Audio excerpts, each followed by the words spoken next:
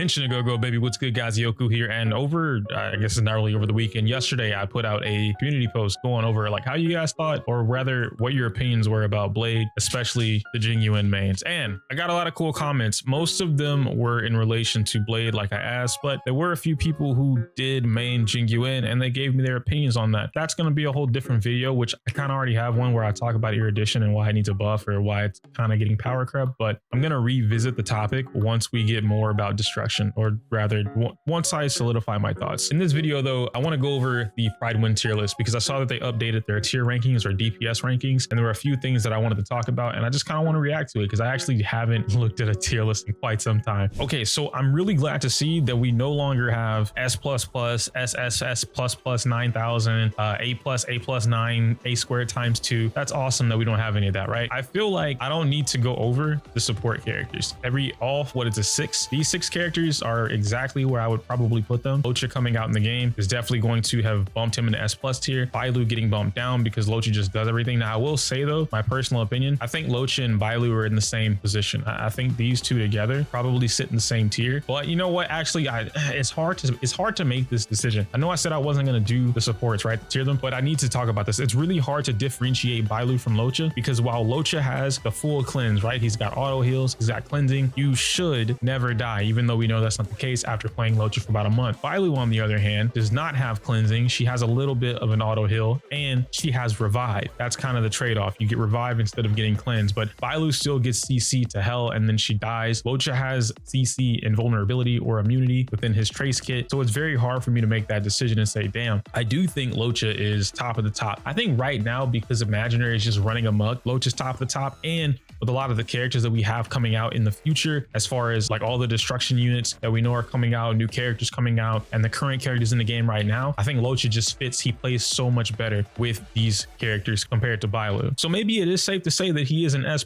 tier. Okay, here's what I'm going to do. I have a better idea. I'm going to simultaneously make a tier list at the same time. All right, so I have S+, S, A minus, B, C, and D. I don't actually think D exists, so I'm gonna knock it out. C probably doesn't exist either, but I have a character that I'm gonna throw in there. I'm not even gonna waste time. It's Herta. We're just gonna throw Herta in C tier, okay? What I'm gonna do is I'm going to, at the same time, compare both Prydwen and where I would place them. I think that might be a little bit easier. So, now, as I mentioned, I can't have Locha sitting in S+ tier. The reason is because S+ to me means like this is creme de la creme. I understand they're separating, you know, offensive supports and blah, blah, and things like that. So maybe that's where that goes. So if we're only looking at the offensive or the supportive characters, yeah, Locha could probably go in S+ tier. But as of right now, I'm going to leave Locha in S tier. I think he's fine where he is. I'm going to put Bailu in A tier. And then I'm going to also have Japard in A tier, and then anyone else who's supposed to be here. Natasha, March 7th, and Fire MC. I think these three sit pretty close to each other right now. They don't really go anywhere. Natasha can go up or down depending on what you need her for, i.e. cleansing. Fire MC goes up or down depending on if you have Japard. But we're getting to a point where you're looking for one sustained character. You don't want Fire MC and a healer because then you can't do what you want to do with the other characters. Some players are still doing this, free to play especially, but it is what it is. It's not really a knock. I just think they sit right here for now. That's fine. The real meat and potatoes is basically going to be what I'm looking at right now and what you guys should be able to see on screen as well, because I have the whole thing set up a certain way. So you guys can see the support characters, offensive and the debuffers, right? Harmony, as well as the damage dealers. Off rip, 100% agree. Zila is an S+ tier. I think this is fine for Zila. I think this is exactly where she needs to be. Hot take, all right? And if you saw my guide video as well as 2 videos before that, my S+ tier looks like this. 1, 2, I'm inching to do it. 3. I think these 3 characters are the pinnacle of what they need to be in the game. Zila, Blade, Silverwolf. The reason I think they go here instead of here, which is in Prydwen's case, right? He does have, or they do have Bronya and Silverwolf in S+ tier, and Bronya would sit in my S+ tier, but there's something about both Bronyas being here that I don't know. It feels like Bronya is a little bit conditional in the sense that she needs, you know what, whatever. I'm going to put all 4 of these characters in S+ tier. I think these characters are like creme de la creme. They're at the top of whatever their bracket is, their rank, their role, whatever. You have a Bronzer in your account, you're golden. You have a Silver Wolf in your account, you're golden. Now we know you have a Blade in your account, golden DPS character, right? You have a Zila in your account, golden DPS character. Where I would want to do this though, and how I would do this, theoretically, these characters go here, right? These two stay in S plus tier because of what they do. I'm going to explain it. Silver Wolf stays in S tier. If you have Silver, or not Silver, my bad, Zila stays in S tier. If you have Bronzer or Silver Wolf, they jump into S plus tier. Same thing with Blade, right? If you don't have those characters, yes, these two characters are going to do an insane amount of damage by themselves. With Silver Wolf and Bronzer, they do a ridiculous amount of, like, the Super Saiyan 2 levels of damage, but I don't want to spend too much time on that. As far as the next characters go, Pela and Ting Yun, I do agree with this. I think Pela and Ting Yun probably sit in S tier. I don't have any issues with that, to be completely fair. I think Pela is a little bit of a lower Silver Wolf, if you will. And I think Ting Yun, while conditional, and I say conditional because Ting Yun really applies to certain characters, he doesn't work with everyone. As we've seen with Blade, Ting Yun does not work with Blade. You look into characters like Pela is just a smaller version of Silver Wolf. She doesn't get the debuffs on everything that she does, but she does have that 50 to 60, I think 50 to 60% defense reduction on her entire ultimate, and it's AoE, and that's wonderful. That's great. She's also got CC implications with the freezing. So again, you don't have Silver Wolf, everyone else should have a Pela. You can be utilizing the same setups that you would do with Silver Wolf, but with Pela. Silver Wolf just has the weakness implant. You don't get that with Pela. Going lower than that, we're going into A tier. I think A tier is mostly fine. I see they bump down Clara, they bump down Jing Yuan, they bump down Welt, and they bump down Yang Xing. I think they bumped them down because Blade exists, right? Blade came out and then he just bumped down these characters. A lot of y'all aren't gonna like this term. Blade Power Crept. Version 1.2 basically power crept the game. Again, I'll talk about that in its own video, but personally, here, this is gonna, bro, y'all think I hate this character, and I don't. I do not hate him. Every Erudition character goes here for me, right? Where we at? Serval, actually, no, she does not go up there. Serval, Jing Yuan, Himiko, Xing Shui is definitely A tier now. And I think that's all the Erudition characters, right? 1, 2, 3. That should be every Erudition character in the game so far. These two are A minus. Himiko needs an insane amount of investment to start doing really good damage. Jing Yuan needs a very good amount of investment to start doing really good damage. No, I don't care if you guys have a fully built out Jing Yuan. You are the outlier. I understand a lot of y'all seem to be I guess Jing Yuan mains, and you have this Jing Yuan that's cracked. He's got 197 crit damage, 99.7% crit rate with 4k attack, 2000 defense, and 5500 HP. Oh, and he's got 144 speed. I forgot, you have the perfect Jing Yuan, so he's doing all the work for you. I get it. Jing Yuan is helping you clear stuff, as he should. That's not my issue with Jing Yuan. For the amount of investment you need to put into this character, he does not deal the damage I feel like, and as well as many others, feels that he should be doing. I'm not calling him weak. A tier is not weak. Just because you don't see a character in S+++ tier doesn't make the character ass. No one called Jing Yuan ass. We're saying he needs work. Now, there's a couple things you can do to fix this. It's not just Jing Yuan though. It's Erudition as a whole. I've been talking about this in my comments as well as the community post. Erudition does not have anything for it. We just got a new relic set, the disciple set for destruction characters, and it helps them across the board. We do not have anything for the Erudition class. Nothing to boost follow-up damage, nothing to enhance the critical damage of a follow-up attack, or if you use a follow-up attack, boost your crit rate by X% every time you use it. Nothing like that, right? Boost the speed whenever you do a follow-up attack. They don't have any real support. You're just building stuff off of whatever. Oh, we use the Band of Sizzling Thunder and it gives him 20% extra damage whenever he uses his skill. That's cool. You know, like look at Blade. Blade naturally gets that in his kit. His Trace naturally gives him 20% extra damage off of his talent. He's got another one that boosts his basic attack damage. Like they naturally have that. Clara, same thing. Clara just bodies people left and right. There's no reason Nihility and Destruction Path characters should be doing the same exact thing that Erudition does, but better. They do it for more damage. They do it for less work, less requirement. That's why I have Erudition characters where they are. So I do agree with Prydwen dropping Jing Yuan.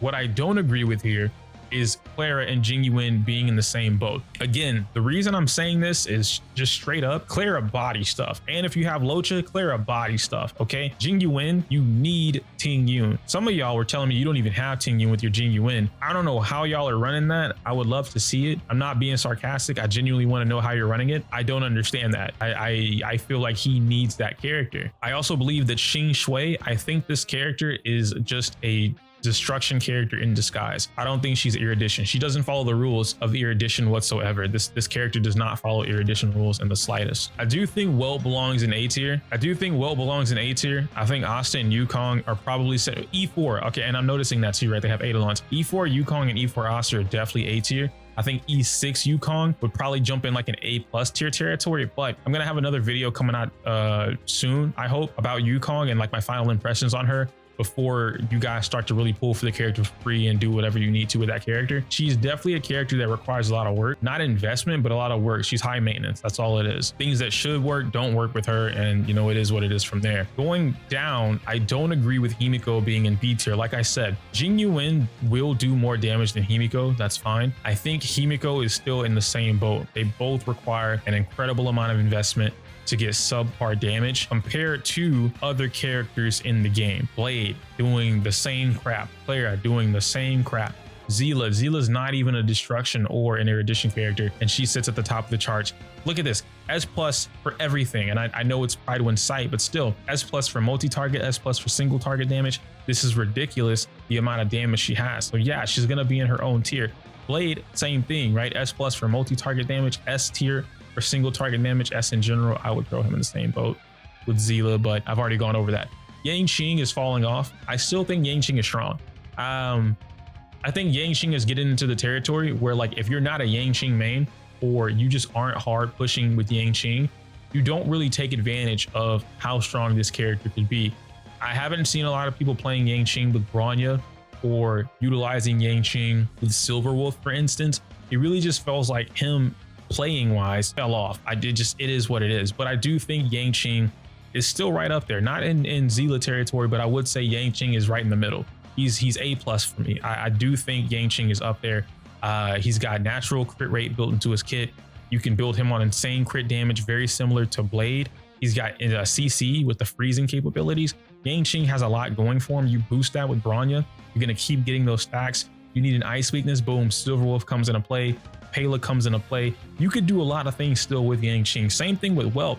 I didn't know DPS Welt was a thing. Y'all have shown me the way, bro. So this is probably what I would do. I don't have an A+ tier. I don't really want to make an A+ tier, if I'm being completely honest. It's a little too much for me. I feel like A- is fine, and if anything, it probably goes something like this. Maybe Jing Yuan sits there in the A- tier just because of Lightning Lord. If okay, hold on. That might be a better way for me to do that. Jing Yuan is a B tier character.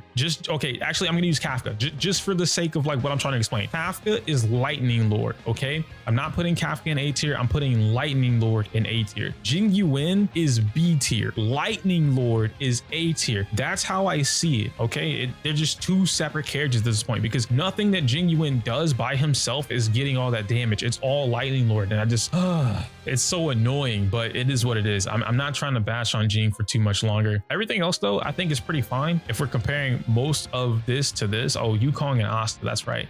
Asta is probably going to sit in my A tier. Yukong, I think, is A-, especially even with E4. I think Yukong is A-. I think Asta, with the speed boost, we're getting into a point where speed is very important. The flat attack boost is going to be good for certain characters like Zila or Yangqing. Like Jing Yuan plus Asta is very strong. I think Clara is A tier, right? They go over these characters. I also think that Sampo is going to be a character. Right now, Sampo is B tier. Obviously, we know who's coming next. It's Kafka. Sampo is going to jump up to A- tier.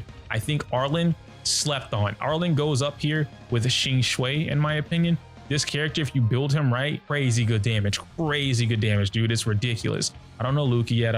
These last 5 characters, I can't tier them. I don't know them. I really still want to put Sushong in A tier. Sushong is a very strong character. I think people are just trying to force her to be something that she's not. And I think Sushong works better on two style DPS teams. That's where I think Sushong shines the most. Even break teams, I think, are really good. And if you start getting like double physical, double quantum action going on, I think Sushong is really good there. So comparing mine to theirs, I can see a lot of their characters just got bumped down, right? They already had Dan Heng, who used to be an A tier. He got bumped down. Himiko got bumped down.